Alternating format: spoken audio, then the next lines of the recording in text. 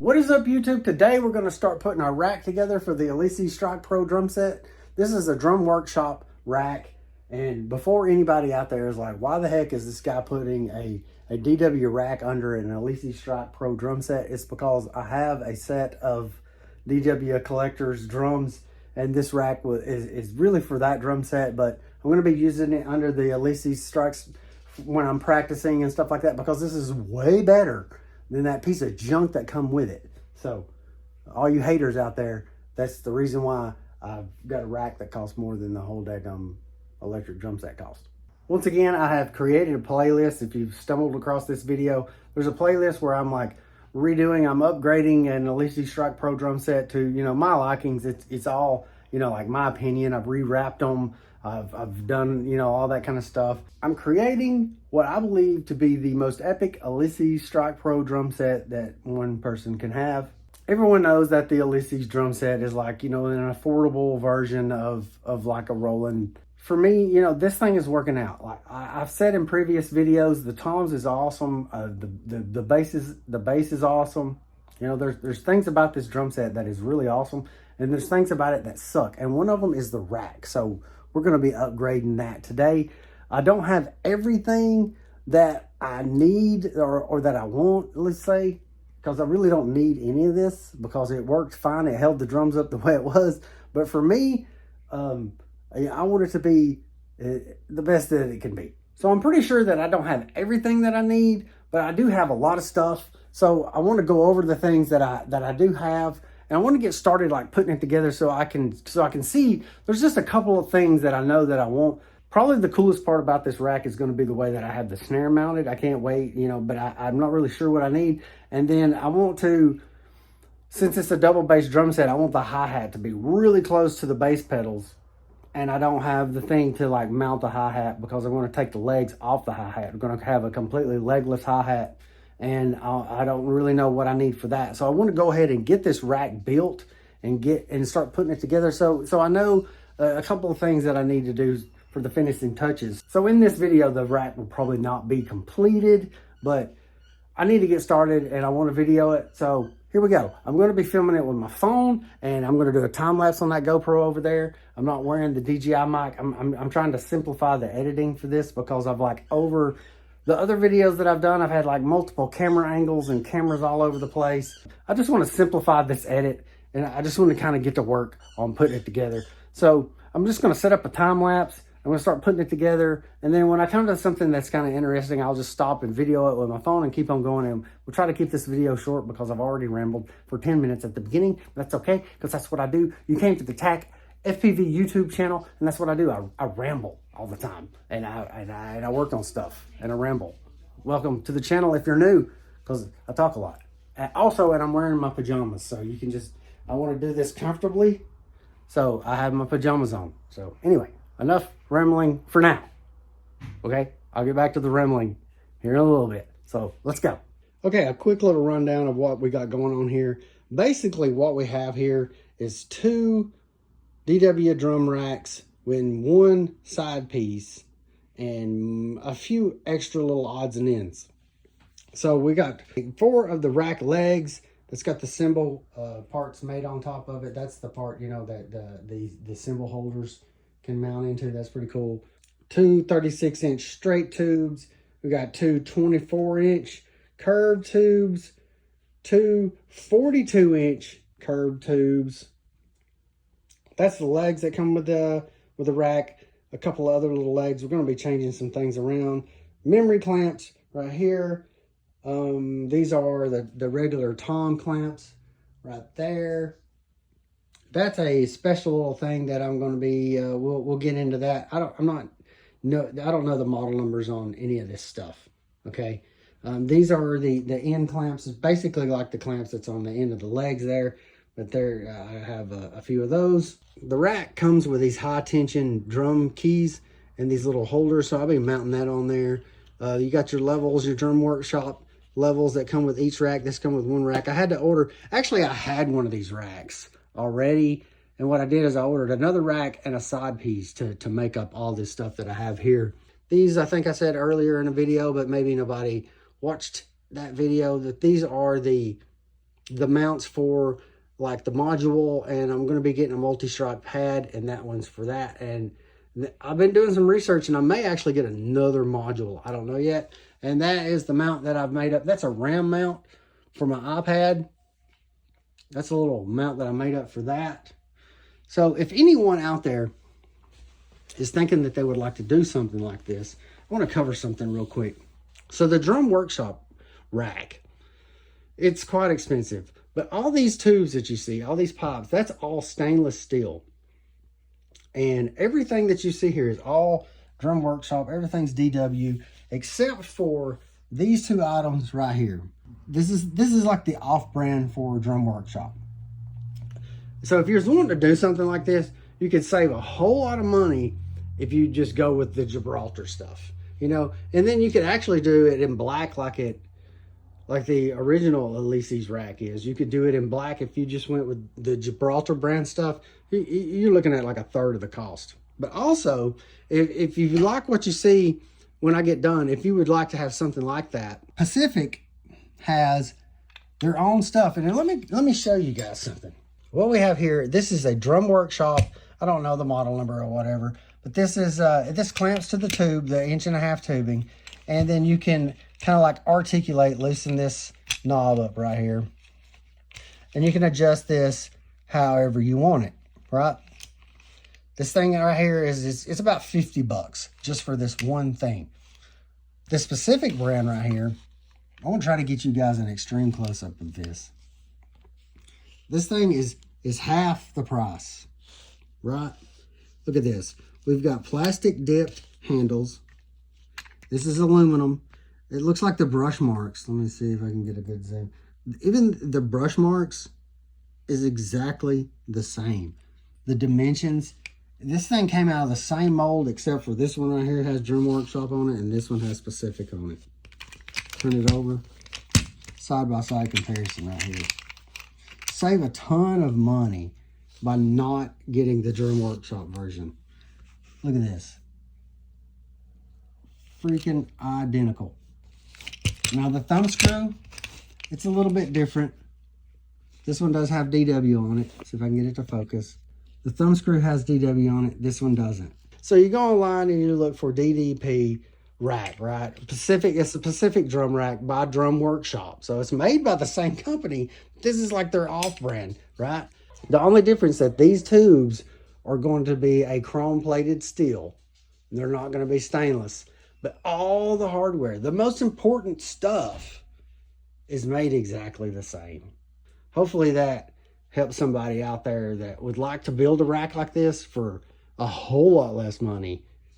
Definitely get the, if you don't want to have Drum Workshop on everything, definitely get the Pacific stuff, because it's exactly the freaking same.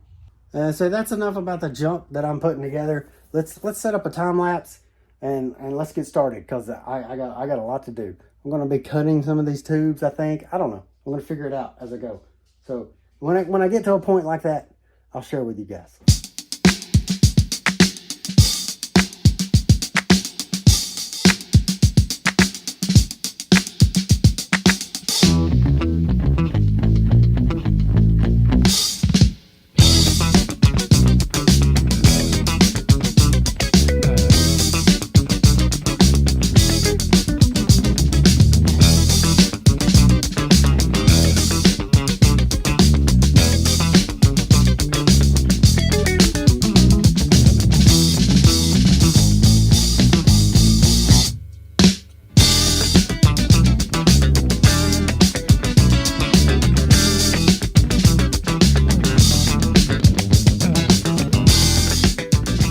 I was really hoping that the 24-inch curved bars would work up here. That way I could kind of keep it tight and get my bass drums in here. But it's looking like the spurs is not going to work. And definitely my 22-inch bass drum from my Drum Workshop set is not going to work. This thing comes out here like this. If people are wondering, there's a snare stand that mounts like here, right here. And then I want my snare stand to be part of the rack. And my hi-hat stand is going to come off of there and mount my hi-hat. So that's kind of the reason for that. But I was hoping that these 24s would work, That way I wouldn't have to cut these 42s because they don't have a 36-inch curved bar. And I wanted all my top bars to be curved. And so it's looking like I'm going to have to cut these 42s to widen this out just a little bit more. I didn't want to have to do that, but I'll definitely have to do that to fit the 22-inch base later because these are 20-inch bases. So I guess I'm going to have to cut these. But that's okay because I can use some of the parts for doing some other things to the rack. So I guess I'll do that.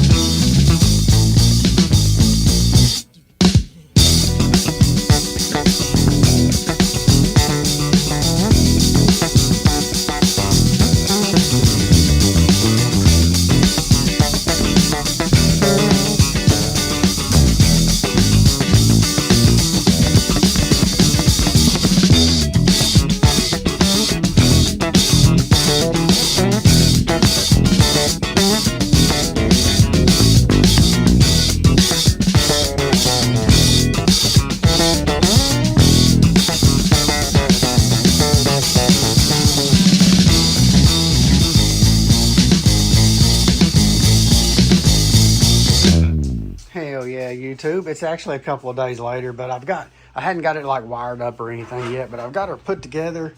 I'm liking how things have come out. Now that I've got it put together, I can see that some of the things, you know, that I need. Like I said in the beginning, I just kind of wanted to get it put together and then, you know, see what else I need extra or, you know, what I want to change.